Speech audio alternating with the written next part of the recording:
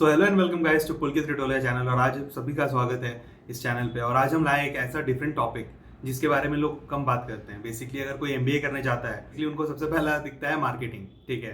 तो एचआर के बारे में कोई जनरली बात नहीं करते हैं। And me being an HR right now, basically मैं एक एचआर का जॉब कर रहा हूँ अभी। मैं as an HR B P and T A work कर रहा हूँ at an organisation named as TeamLease. तो मैं इस बस मतलब बहुत सारे जो मिसकंसेप्शंस है, मिथ्स है, उन सबको बताने वाला हूँ कि मतलब वो सब एक्चुअली में ट्रू नहीं है, ठीक है।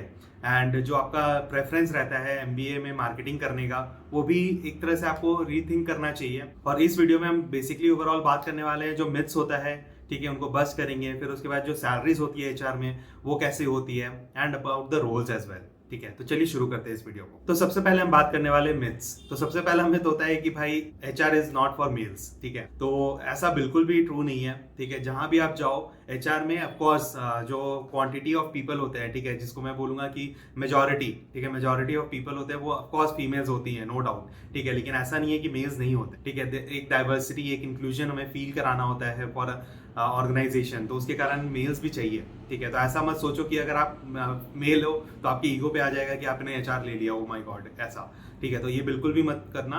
अगर आपका एचआर प्रेफरेंस है, अगर आपको लोगों के प्रॉब्लम सॉल्विंग करना आता है, ठीक है, आपको अच्छा लगता है बेसिकली प्रॉब्लम सॉल्व करना, तो आपको एचआर में जाना चाहिए, ठीक है। क्योंकि एचआर का काम मेनली यही होता है कि लिसन करो, बात सुनो, उनके बारे में जो प्रॉब्लम्स होते हैं एम्प्लॉयज़ के उनको सॉल्व करो, ठीक है। स्टेक होल्डर मैनेजमेंट करो, बहुत सारे एम्प्लॉय इंगेजमेंट होते हैं वो करो, ठीक है।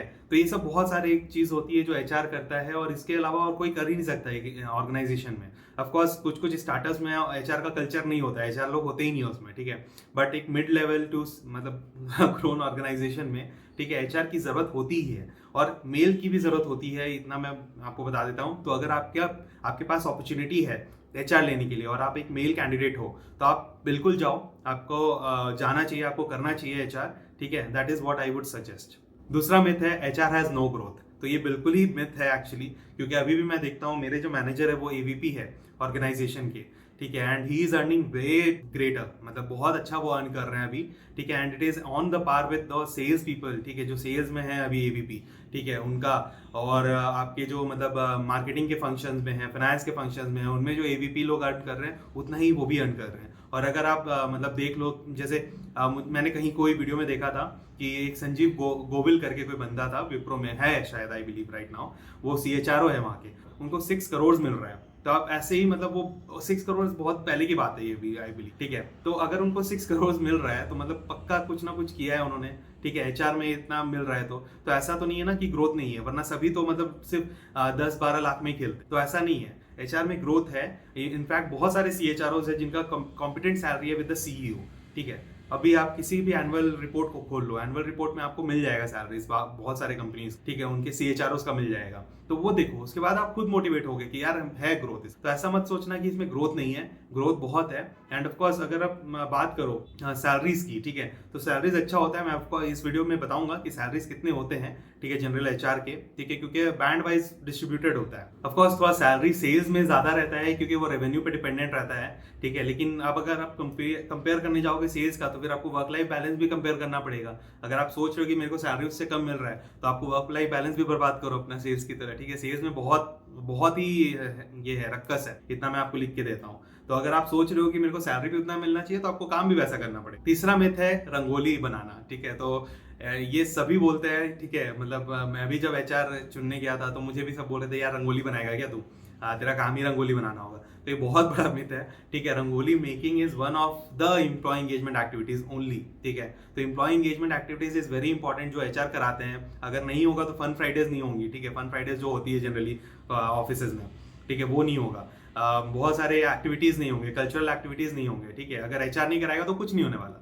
तो ये मत सोचना कि सिर्फ एचआर रंगोली बनाते हैं, ठीक है, ऐसा बिल्कुल मत सोचो। अगर कोई ऐसा बोलता है ना तो बोलो हाँ भाई रंगोली बनवाते हैं, बट उसके साथ जो जो काम करते हैं वो भी गिनवा दो, ठीक है, क्योंकि उनको वो पता नहीं है। उनको बस ये लगता है कि एचआर है तो रंगोली बनवाएगा बस का। तो ऐसा बिल्कुल गलत है, ठीक है, ये बहुत ही गलत मिथ है, ठीक है। एचआर के फंक्शन में बहुत सारे फंक्शन आते हैं, ठीक है, वो भी मैं बताऊंगा रोल्स के बारे में, ठीक है। उसमें से एक फंक्शन होता है एम्प्लॉय एंगेजमेंट एक्टिविटीज करवाना, ठीक है। वो एम्प्लॉय एंगेजमेंट एक्टिविटीज अगर आप करवा रहे हो उसमें से एक पार्ट आता है रंगोली में। तो ये बहुत ही बड़ा मिथ है कि एचआर सिर्फ रंगोली बनवाते हैं, ठीक है। पूरा साल अगर रंगोली बनाएंगे तो उनको लाखों में पैसे नहीं मिलेंगे भाई ये मैं बता देता हूँ। अब आते हैं सैलरीज में, ठीक है। तो सैलरी अब एचआर का कितना होता है? तो अब जनरली अगर आप कोई एमबीए से जाते हो किसी कॉलेज में, तो एचआर का सैलरी मतलब अगर आप देखो, अगर कोई नॉर्मल मिड लेवल कॉलेजेस से जा रहे हो, टियर 2 कॉलेजेस से टियर 3 कॉलेज से जा रहे हो, तो आपका ऑलमोस्ट 8 to 9 लाख का सैलरी मिलना चाहिए आपको, ठीक है। मिलना चाहिए मैं इसलिए बोल रहा हूँ क्योंकि डिपेंड करता है अब आप कहाँ से कर रहे हो कॉलेज से, आपका कौन सा कंपनी में जा रहे हो। अगर आप स्टार्टअप में जाते हो तो आपको ज़्यादा मिल सकता है, अगर आप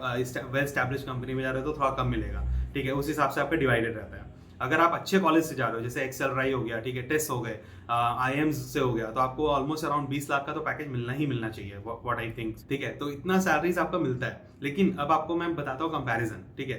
अब आप अगर सोच रहे हो कि मतलब जो एचआर का फंक्शन का सैलरी होता है, ठीक है, एचआर में आपका जो रहेगा वो आपका बैंड सिमिलर रहेगा, ठीक है। लेकिन अगर आप कंपेयर कर रहे हो विद सेल्स, जैसा मैंने आपको इस वीडियो के शुरुआत में बोला कि अगर आप सेल्स में कंपेयर कर रहे हो, ठीक है, अगर आप कंसल्टिंग वालों से कंपेयर कर रहे हो, जो मैनेजमेंट कंसल्टिंग होता है, अगर आप इन्वेस्टमेंट बैंकिंग वालों से कंपेयर कर रहे हो, ठीक है, तो उनका क्या होता है कि उनका रेवेन्यू पे डिपेंड करता है, उनका जो वेरिएबल रहता है ना वो रेवेन्यू पे डिपेंड करता है। फिक्स आपका ऑलमोस्ट सिमिलर होगा उनसे, आप ये लिख के ले लो कि फिक्स आपका ऑलमोस्ट सिमिलर होगा, थोड़ा इधर उधर का फर्क होगा, लेकिन वेरिएबल में ही आपका डिपेंडेंट होता है। आपका क्या है, आपका डायरेक्ट रेवेन्यू के ऊपर नहीं है आपका काम, आपका इनडायरेक्ट रेवेन्यू पे काम है। आप इंप्लॉयज को संभाल के रखते हो, ठीक है, आप वो इंप्लॉयज को संभाल के रखते हो जिनका रेवेन्यू पे रहता है डायरेक्ट इंपैक्ट, इसलिए आपको इनडायरेक्ट इंपैक्ट होता है रेवेन्यू। तो आपका वेरिएबल जो रहेगा वो एक फिक्स्ड अमाउंट रहेगा। लेकिन जो इनका होता है, सेल्स का हो गया, मैनेजमेंट कंसल्टिंग हो गया, इन्वेस्टमेंट बैंकिंग हो गया, इन लोगों की जो वेरिएबल होती है ना वो वेरिएबल होती है, ठीक है। वेरिएबल इन द सेंस वो रेवेन्यू पे डिपेंड करती है। अगर आप ज्यादा रेवेन्यू ला रहे हो तो आपको ज्यादा वेरिएबल मिलेगा, तो इस हिसाब से सैलरी थोड़ा सा चेंज होता है, मतलब उनको ज्यादा सैलरी मिलती है। अगर आपको वैसा ही काम करना है, देखो पहले मैं बता देता हूँ, मैंने एक वीडियो बनाया था एमबीए स्पेशलाइजेशन लेने की, ठीक है, उसमें मैंने बताया था कि वर्क लाइफ बैलेंस के ऊपर। तो सेल्स मैनेजमेंट कंसल्टिंग वालों का मतलब जो वर्क लाइफ बैलेंस होता है बहुत डिफिकल्ट होता है मैनेज करना, ठीक है। वही एचआर का बहुत अच्छा रहता है, मतलब बहुत अच्छा तो मैं नहीं बोलूंगा, कुछ जगह अच्छा होता है, कुछ जगह थोड़ा सा मिड लेवल होता है, ठीक है। तो उस हिसाब से अगर आप काम करना चाहते हो तो आप लो, आप नो डाउट आप सेल्स वगैरह ले सकते, लेकिन अगर आपको वर्क लाइफ बैलेंस करके चलना है, आपको लोगों के प्रॉब्लम सॉल्व करने हैं, ठीक है, तो एचआर लो, क्योंकि उसमें सैलरी भी अच्छा मिलता है। ऐसा मैं नहीं बोलूंगा अच्छा नहीं मिलता। अगर आपके पास अपॉर्चुनिटी है एक्सेल राइज से एचआर करने का, टिस्ट से एचआर करने का, आप जाओ यार, आपको अच्छा मिलेगा फॉर श्योर। अब रोल्स के ऊपर बात करते हैं। तो रोल्स में एमबीए, अगर आप एमबीए करते हो एचआर में, ठीक है, तो आपके पास बहुत सारे रोल्स रहते हैं।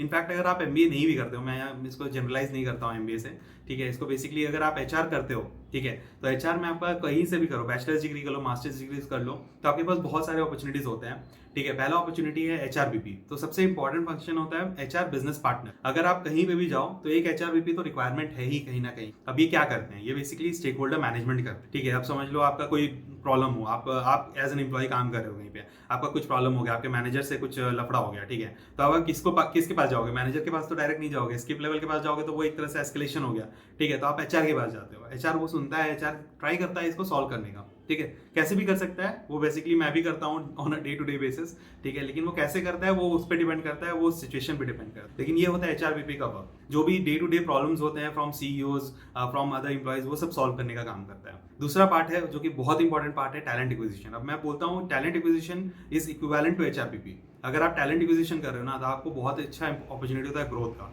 कैसे?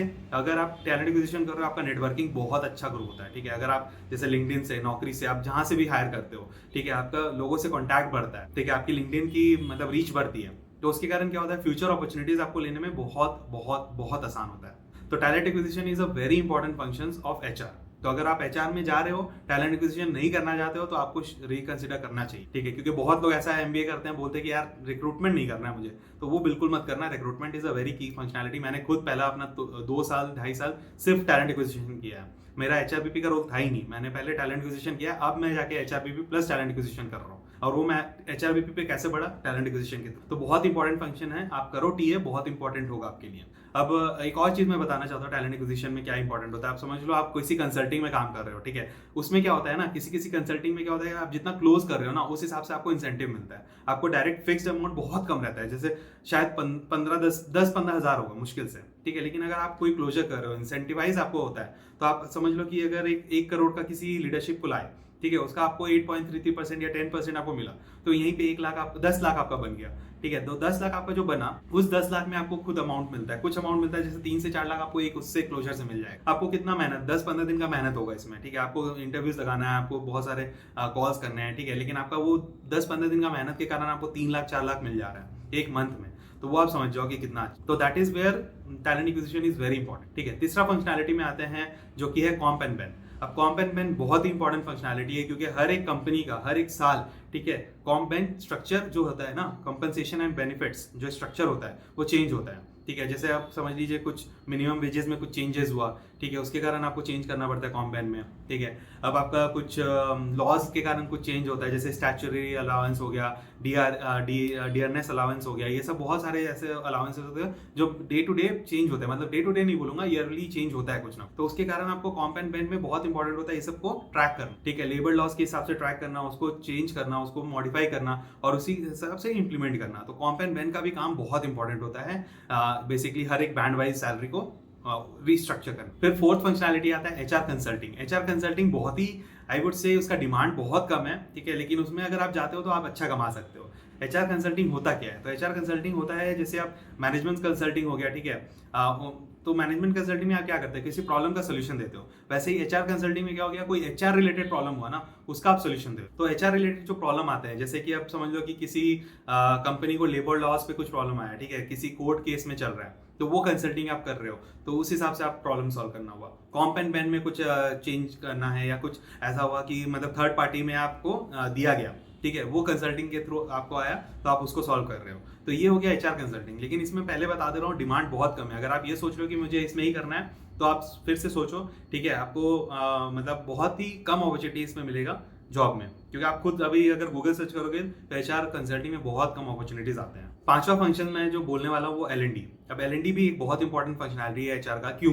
क्योंकि अगर आप किसी को लर्निंग नहीं दोगे, ठीक है, किसी का इंडक्शन नहीं कराओगे प्रॉपर, अगर समझ लो कोई न्यू ज्वाइन कर रहा है, उसका इंडक्शन प्रॉपरली नहीं होता है, तो आप समझ सकते हो कि कितना बुरा हाल होने वाला है। ठीक है, अगर किसी का इंडक्शन ही प्रॉपरली नहीं हो रहा है तो क्या काम करेगा आगे जाके, उसको पता ही नहीं है कि कोई कंपनी कैसा है। जैसे मैं टीमलीज में काम कर रहा हूँ, अगर मैं उसको प्रॉपरली इंडक्ट नहीं करूंगा कि टीमलीज क्या है, ठीक है, तो वो कैसे काम करेगा? टीमलीज के बारे में बताना, ठीक है, उसके फंक्शनैलिटी के बारे में बताना, जो वो फंक्शनैलिटी काम करने वाला है, ठीक है, उसके बारे में बताना, तो वो सब बताना बहुत इंपॉर्टेंट होता है। वो काम किसका होता है? एल&डी का काम होता है, लर्निंग एंड डेवलपमेंट। ठीक है, अब लास्ट फंक्शनैलिटी में आता है, और भी बहुत सारे फंक्शनैलिटी है, बट ये लास्ट में रोल में खत्म करने वाला हूँ। इट इज बेसिकली ऑप्स, ठीक है, ऑपरेशन, जो कि पेरोल कर, ठीक है। पेरोल भी बहुत इंपॉर्टेंट है। अगर आप अच्छे से पेरोल नहीं कर रहे हो, ठीक है, तो आपका पैसा, आपको रॉन्ग पैसे जाएंगे, ठीक है, या कभी कम चला गया, कभी ज्यादा चला गया, तो बहुत इंपॉर्टेंट होता है। अब जैसे समझ लो एचआरबीपी में नहीं, किसी ने कुछ टास्क दिया, जैसे गोल अपलोड करना, ठीक है, वो एचआर ऑपरेशंस का काम होता है। पॉलिसी फ्रेम करना, ठीक है, पॉलिसी फ्रेम करना इज वेरी इंपॉर्टेंट अगेन, जो कि एचआर ऑपरेशंस करता है। तो HR operations is also very important, वो भी करना बहुत इंपॉर्टेंट है। बट हाँ,